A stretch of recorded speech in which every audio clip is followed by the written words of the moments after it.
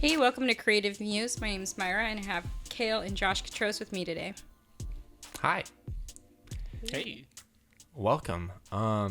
So our friend Josh is here with us today, like Myra said.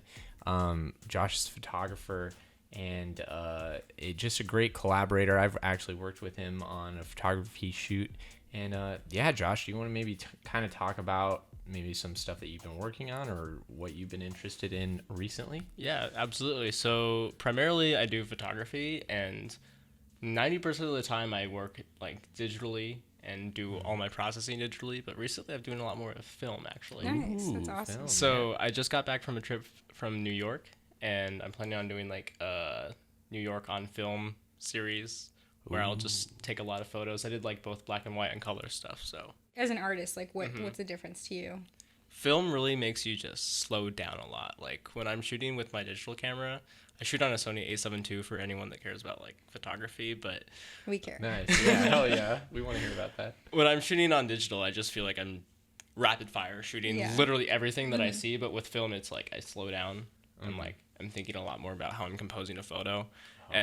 Also like it takes out the editing process, which for me like that can at a certain point make photography less genuine, whereas film like you really have to focus on getting a good photo and like getting a good shot and Getting just it right. capturing a good moment Yeah. in that time. So that's why I like Definitely. film a lot. But in general, yeah, mostly photography, and then I studied computer science in school, so Yeah. really just So I've working seen some of your towards work, and you do like some street photography too. And so what's your favorite kind to do? Like what's your passion in photography? portraits. I like to do portraits a lot. Yeah. And honestly, like it's just really fun to just make people feel beautiful and like really just give people that confidence, because there's a lot of people that don't really get that opportunity to get photos of themselves, and when I'm able to impress someone like that and see the look on their face when they see a really, really good photo of themselves, like That's that awesome. makes me really happy too. Yeah, because literally Shep was saying the same exact thing. Like he was talking about how when you're doing a shoot with somebody, and I actually got to experience this because then after we were done, he shot with me a little bit, and you know he likes to show people as he's going, like check this out, like check this shot out, and then you see it and you're like, oh yeah, like that is really cool, and like the way the light hit or whatever it is, like finding those little moments and then showing it to people who don't get that opportunity. I know that was something that like he kind of mentioned is like, sure, like taking photos of models is cool, but it's even better to like have an opportunity to take pictures of somebody who gets all dolled up and actually puts a lot of effort into it.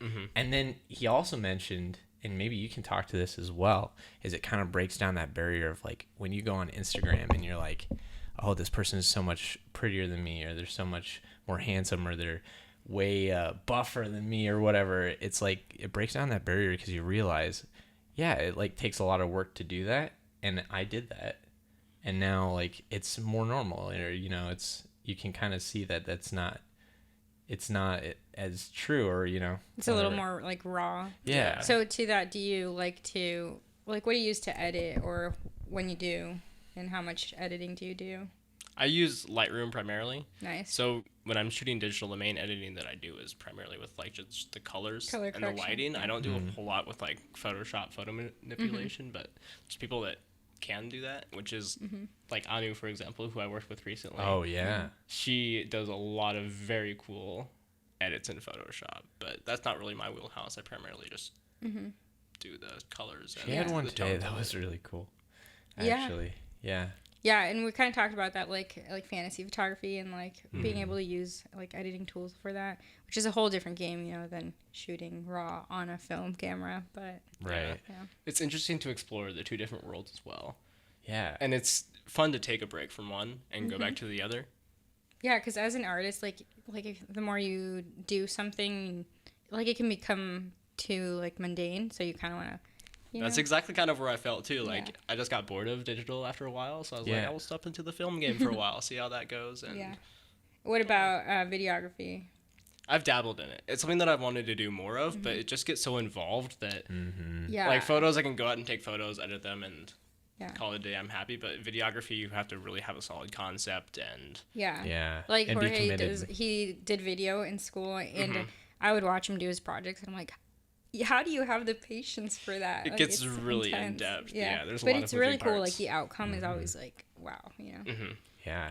The amount of time spent editing with videography, I think, is like a major sticking point. Like for me, that's true. But I mean, at the same token, like when you do finish something and you get to see the finished product, it's so gratifying. All those hours spent, like it usually does pay off. Like you can see some ideas really come to life. So. Yeah, like those short videos that I've put on Instagram where it's just a compilation of my photos. Those are only like 30, 45 seconds long, but I spent 4 or 5 hours making those. And it's really satisfying to spend that much time on such a small piece, but have it come out like so, really how you envisioned. Yeah, definitely. Well, and it helps you build out things even bigger than that too. It's about building that process. Oh, yeah. Yeah.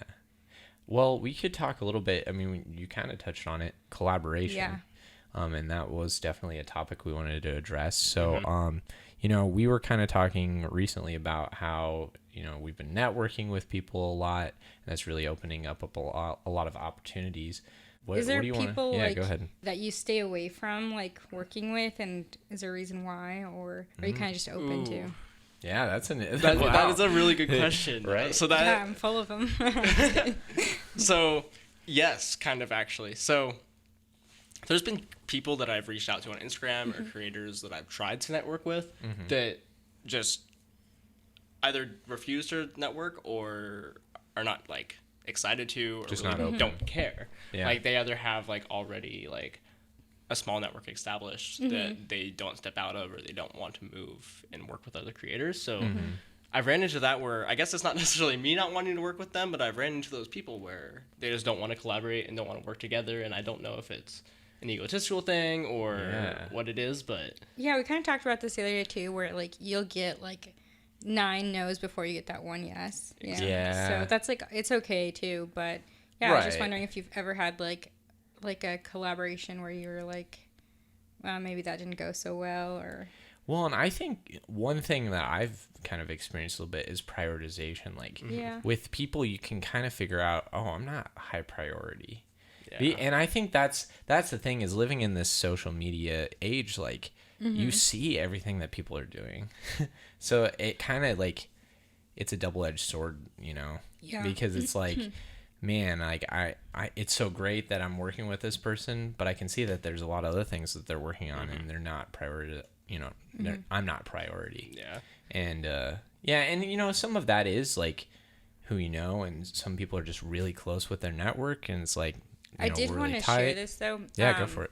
With the first person that we had on our podcast, he told us that he reaches out to people and asks them in 3 different ways, like email, like Facebook and Instagram, you know? Yeah. And I tried that because I was like, oh, I really like these photographers from my hometown in Sioux City. Yeah. And I did that, and it like worked, and I thought, I was like, wow, that's like really interesting. So it's like, it's interesting to be able to reach out to people in like different avenues. Right. But, you know, it always does kind of, sometimes people will say no and be like, nah, I'd rather not, or just not have the interest or.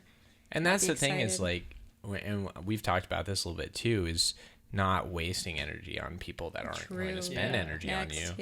Yeah, like it doesn't make any sense at the end of the day. It's like the people that, and we talked about this too, I think even just yesterday, that, you know, like I'm working on tracks, the people who come to me first and get back to me first, like I'm going to prioritize them. Yeah. Oh yeah. You know? And so, what kind of, you're working right now with film?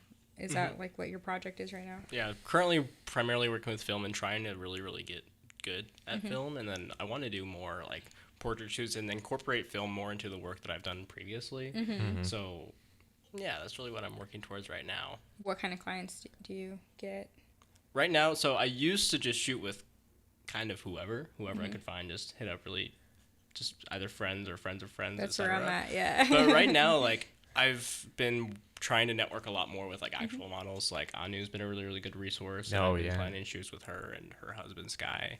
Nice. And just reaching out to other people on social media that I've been planning to shoot with. So Hell yeah. yeah, It's exciting. it's really just about networking, and just honestly, I've learned a lot from you when it comes to networking and making connections, and just messaging people honestly, and just being a lot more active in trying to. Some people are scared of like that rejection. Yeah. But I think that's like one of the humps you have to get over in order to become the artist you want to. Yeah. Right. Well, and once you do get over it, it's so much easier because you just get over it once and you're like, oh, that wasn't that bad. Yeah. It's like, it's not really that big of a deal. So. Did you network a little bit in New York? Yes, so that was a really good opportunity to network, actually, just because there are a lot of people that are just willing to work with whoever there. So I got to meet a lot of really cool people through this backpack company called Brevity that I actually interned for. So I did a lot of like product photography and videography for them because they make camera backpacks. Like that's that's awesome. Nice. Yeah, that's the thing. So through them, I met a lot of people who. One guy ended up going out and working for or creating a production company. So I have met people like that. And then also just people that I've shot with out there as well. Like I've met models out there, and it's such a different community in New York compared to here because there's almost a lot, like too much talent there, where here it's like there's not enough. So we really have to like utilize the resources that we have in Omaha and really utilize each other. To put Omaha on the map. I think in Omaha has like a lot of hidden gems, you know? Yeah. I think like that's what our goal is, like with Creative Muse, is like finding those and like exposing them basically, you know? And connecting them. Connecting, with each other. So Right. Because I mean, we might have an interview where we talk with a guitarist or whatever, and then we talk with a vocalist at some point, and they see each other and they're like, oh shit, and they connect and, you know, make something. And like that would be a victory right there, you know? Yeah, that's the goal. It's just networking and enlightening people. Absolutely. I need to talk about Create and Destroy more. We should talk what is about it? So I'm trying, and I'm in the process of like trying to start this clothing brand called Create and Destroy. Yeah. So it's been a journey. I've learned a lot doing it. But it's really just been, I've learned a lot about like sourcing clothing, and like that was just like an entire weekend spent of just Google research and trying to find like the right place to order clothes from. And how did you like decide to pick where you did? Like I just compared prices, like did the math and broke it down, and like obviously the price is going to be based on how much you're ordering at a time. And at this point, I don't have the traction to just be ordering hundreds of sweatshirts, but like how do you choose like material? And so I went through the t-shirt shop to find out like exactly what materials like you need to be printing on. So apparently it needs to be above like 80% cotton for it to come out as a good print. And then I just went online and looked for any good priced crew necks that were 80% cotton at least, and then you can buy those in bulk online, and there's tons of online resellers. And so what was your inspiration behind this? So this is an idea that I've sat on for like a year and a half or so, and like I've always had like just designs that I've created here and there, but I've never just like really taken the time to sit down and execute it. And recently I was just in this like really long like 2-month creative rut where I really wasn't doing anything, and I didn't really know what to do with myself creatively, and that's kind of what came out of it. Like I had a free weekend and I was bored, frankly, and I was like, I might as well take some time and try and get this at least off the ground, because I think that's, for a lot of people, that's where it stops. It's just getting started. Yeah. Like that's the biggest hump to get over, and once you get over that hump, it's just a process from there. We've talked about that even a little bit. Like the creative or writer's block, you know? Creative block. I think it's a confidence thing too. Yes. Like you just have 100%. To shut out that piece where it's like, I'm going to fail. Yep. How much does social media affect that, do you think? A lot, because it's hard. Like if you're coming up with an idea, let's say, and then I think a lot of people nowadays, I mean, it starts with the social media account, right? Like you come up with a clothing brand idea, or if you're trying to get into music or anything like that. That's how you put it out. You put it out. You create a social media account. And I think a lot of people get so used to that instant gratification where if it doesn't pick up right away, then it's a failure. Yeah. But really, that's not the case. No. Like, the Create and Destroy Instagram account, for example, like it picked up quicker than I anticipated the first couple of days, but ever since it's been fairly stagnant. Right. But I'm not worried about it because it's a process. Like it's not something that's going to happen overnight. It's going to take months or years to work on. And that's something that you've learned to understand. And so a lot of people have a harder time just like understanding that it's going to take that time and energy and sometimes money, and people just end up putting excuses up, and then they're like, oh, yeah, I'll get to it. And sometimes you have to wait for the right opportunities to come along. Exactly, yeah. Like, I wasn't planning on starting this at all when I started it, honestly, and then the opportunity, honestly, with the event that's coming up. Yeah. Like, yeah, it was perfect timing. Awesome. Like, hell yeah. Like, it was meant to be. Like, I don't really believe in fate or anything, but I'm a huge believer in fate. Yeah. Yeah. Me too. A little bit. And things luck. Happen for a reason. Yeah. But yeah, that's awesome. I'm excited to see it. Oh, definitely. Yeah. Anything else you want to touch on the clothing itself or the brand? You're wearing some right now, right? I am wearing some. This is one of the pieces. Create and Destroy? Yes, Create and Destroy. The name? So the name really came from, I wanted it to be pretty subjective, but for me it's just like about creating the world or environment that you want to be in and destroying the things that prevent you from doing so. So whether or not that's like the community, like the artist community that we have here, for example, like I want to make that into something that everyone's working together on and that really Omaha's on the map and being recognized. And there's really incredible artists that are working in Omaha and staying in Omaha, because I talk to so many people that they're like, I want to really get good at something, and then I want to go to New York or California. And it's like, I want to grow Omaha to be, because I think that's where they think the money's at, or you know what I mean? Right. They think that's what it means to be successful. But some people might just that might be their end goal, But like for people like us who we really just want to build our community that we're currently in, like that's what's exciting. Yeah. Yeah. It's cool to like see that there are so many people that do have that mutual goal.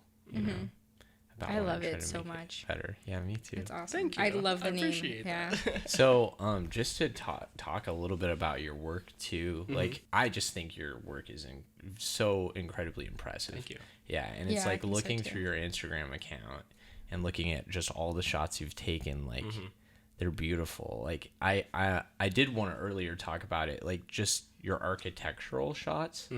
Those I love. Thank you. Yeah, and like, I don't know if you've I think you do have some of like downtown, right? Downtown Omaha, but then like some of your New York shots and stuff like that. Like, I'm like, I love Omaha and all, but when it comes to architecture, like nothing can compare to New York. New York has some incredible architecture, but that was something that I had never gotten into until I moved there. Yeah, and part of it was just because I was surrounded by it, and it looks incredible. And what's interesting, you can do just a lot with composition, with architecture, and get a lot of different really cool angles and just. Different perspectives that you wouldn't know. The way that lights hit and stuff like that. I remember there was one of them that I think the way that the sun was hitting a building, like I just remember it was just so striking. And you can get a lot of really cool reflections off of the glass and stuff. Definitely. Have you been to Chicago? I have not. I've always wanted to go to Chicago. Oh, we were talking about going. Yeah. Hey, let's just plan a trip, all of us, right here. We should. And I know people in Chicago, so we could do podcasts in Chicago. Heck yeah. I know like this really good DJ in Chicago. I know some photographers. I'd be down. So we should. Actually, there's a coffee shop out there called Sip of Hope, and they are founded on the idea that like it's like suicide prevention is like their their message. So my friend Chris is like connected with them and did like shoots for them and stuff. And yeah, we should talk about that. We should think about that. But do you have any like upcoming trips? Or are you going back to New York or anything? Not any plans. I want to try and go back there at least twice a year, like spring and fall, because those are some of the best times to be there. Yeah. And I honestly just like really love the culture and the vibe of the city, hence why I want to go back there so New York's often. Amazing. I love it. And I know a lot of really good people there too that I want to visit, so definitely want to go back soon, but don't. What was the best pizza that you had? Oh, good question. Little Italy pizza, man. Okay, Little Italy. They have them scattered throughout the city. Shout out Little Italy. Margarita pizza there is the best pizza that you can get in New York. I remember, we talked about it, but I don't think you'd ever been there. Crap, now I can't think of what it's called. Artichokes. Oh, I have never. You never had artichokes when you're out there. Did you ever have an artichoke pizza though? No. Yeah. No. Because that's a thing in New York City. It doesn't sound too appetizing. I don't like really artichokes. Good. Well, it's like a spinach artichoke dip. It's kind of like what it's like. Huh. I like the dip, but then you'd probably like the pizza. It's dope. But also, yeah, like New York style pizza is that big old flat piece. There's also Chicago. So I keep going back to Chicago, but there's also Chicago deep dish. Like that stuff's really good. It's better. Giordano's or Giordano. Yeah, I'm not sure how to say Giordano's is gonna be coming to Omaha. Yeah, that's what I heard. Yeah. Omaha's getting on the map. Yeah, with Giordano's. exactly. And Giordano's. Creative Muse, we'll collab. Hell yeah! Well, why not? Like, they can give us some pies. Their pizzas are really good. They are. Yeah. I'm a Chicago person. If I had to vote, I'd go with Chicago pizza. I've never been to New York though, so I'm a little pretty biased, you know. Yeah. But I would love to. Have you traveled much anywhere else, like in the States? Honestly, haven't done much traveling. Like, I've been to Kansas City, Colorado a couple times. I went to Kansas City for even Kansas City. Like, going different cities will open up your eyes to does. New. Yeah, I want to do a lot more traveling. They have cool art. I just need the time and money. Yeah. Yes. Kansas City would be cool with they have some art museums down there. Some really nice ones. We could maybe try to find someone to collab there too. Hell yeah. We're just like off planning now. Shit. All around the Midwest. Yeah. Yeah, that's like the goal. I think like it is kind of our goal. Yeah. Expand there, and then we'll eventually get to the coasts. Yeah. Let's talk a little bit about, because we've talked about the title a few times, but Creative Muse and the idea behind a muse. Like, I guess we've talked about how the muse is separated into two things, and we talked about it a little bit before you guys got here. But yeah, we've talked about like there's your repetition. discipline and then your creativity, right? The repetition, the process of it, and then the actual intuition side of it when you're coming up with ideas and stuff like that. I guess, what do you think, like, maybe if you could explain your process and kind of how you do approach creativity, like, yeah, that'd be kind of cool to delve into. I always just try and find like just the most like different way to do something. Okay. Like, I've went out with people and like have shot photos together, and it's interesting to like go back and just look at how what they shot, like 4 people could shoot the same photo, but it's 4 different photos. True. And I think it's interesting just to like try and incorporate just like these smallest details that normally you wouldn't notice if you're just like walking by that, but when you actually get to capture a photo of it and capture that piece of time, like those tiny details make such a big difference. So I think it's really just trying to not overlook all those little things. Definitely. And hitting all the little points. Do you pick a location first, or what do you? Location first, and then lighting is like the next most important thing. Like, I will wait. Like, once I know like where I want to shoot, I will wait like weeks or however long it takes for the right light to come in, because that, I think, is where a lot of people go wrong with photography, is they'll just shoot in whatever light they want. Yeah. And you really got to be picky about what light you shoot in to get the best photo. Damn, yeah. I like that. That is. Yeah, because I think, I'd agree. I think a lot of people don't think about that at all. I know I certainly don't when I'm taking pictures. I'm very much a in the moment type of, oh, we're here and I have my phone, so I'm going to take a picture with my phone, you know? But, yeah. I actually, when I mentioned to my dad that a bunch of my friends were shooting with film, you included, he gave me one of his old film cameras, so I'm probably going to start shooting with film now too. Awesome. Yeah, just do a little bit. It's actually a really good way to get into photography, honestly, because I think that's one roadblock that prevents people is like the equipment side of things, because yes, like photography equipment is expensive, right? But film cameras you can get for about $100 to $150, or you can get it at a thrift store, or you know, whatever. And like rolls of film are only like $10. So where do you get yours? Yeah, Rockbrook. Rockbrook. I mean, I'm certain there's probably cheaper places to get it, but Amazon. $10 is not bad though. Rockbrook is. I like Rockbrook. Yeah, I've actually never been in there. I just need an excuse to go in there. You've never been in there? No. Oh, you should go in sometime. It's like a freaking candy store. I worked. I work at Best Buy, and I used to be like the Canon expert for them. Oh, very cool. So they like flew me out to Arizona, and I got to do some training with like the Sony and Nikon teams too. It was really cool, but so that's why I'm a little biased towards Canon. It's hard to let go. But yeah, it was cool. Yeah, but now she's more on that networking game. Yeah, I guess like my end game is like I would love to be a talent manager, or you know what I mean, like just an organizer for talent in the community. That'd be so the talent in the community needs it too. Yeah, that's the thing is like I'm not saying it's necessarily easy to be creative and come up with all that stuff, but a lot of those people who are naturally creative and intuitive are not naturally organized and good at managing their time and stuff like that. Having the resources, equipment and stuff. Yeah. So I think like that's like two things, like, you know what I mean? Like there's people who are lacking the support, whether it be like with actual like money and things like that, or like emotionally and stuff. So I think like having a community you can go to and be like, hey, I've been there, I've been through that. Yeah.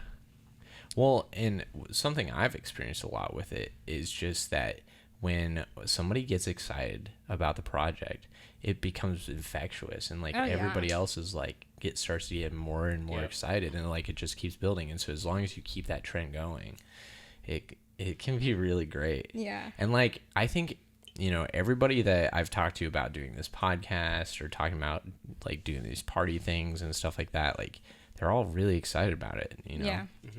And so it's a lot of positive vibes, a lot of positive energy. Yeah. To that point as well, like even if you're not necessarily like collaborating with people, but like sharing each other's work, that is extremely motivating as well. Like I love that too. Definitely. I see someone else like post my photo or like shout my stuff out, like that's inspiring, and like it makes me want to like network with other people and with them more. And definitely, yes, that, and I don't think you can do that enough. I think like big part of it is authenticity, and we've kind of talked about that before, is that if you are going to be going on somebody's post from the area or whatever, somebody that you could potentially be working with or meeting, make sure that you're making a good impression and that you're being honest with them and being honest with yourself. You know, I don't comment on stuff unless I actually think it's good. Yeah, you know? That's kind of what like inspired me to be like, let's do this, Kale, was like me looking at like people's feeds or looking at their posts, and I'm like, I love this. Like, I literally like your stuff, like, so much, and I want other people to know it. Yeah. But I don't want to be that weirdo to, like, shout people out, like, for no reason, you know? Yeah. Not really, but I thought it'd just be a good opportunity to be able to, like, talk to people in person and be like, how do you do this? And, like, why do you do this? Yeah. And tell them your appreciation, too, for it. That's something, like, I started thinking about, too. Like, I've thought about doing videos where I talk about my inspirations and big artists, you know, that I'm really fond of, because I think that does like they might see that at some point and then they go, oh wow, like I'm having an impact. And whether or not you end up connecting with them or not, you know, that's negligible, but just being able to show them your appreciation, I think that goes so far. Yeah, that's true. Hell yeah. I think, you know, it's probably worth saying that at one point it'd be nice for people to send things in. So if you do have things that you would like us to talk about or share, or if you do want to be on the podcast yourself and talk to us, please reach out. What is our email? I know we have an Creative Muse podcast@gmail.com. Yeah, so email us there. That'd be a great way to get in touch with us. I think we will have some other socials as well.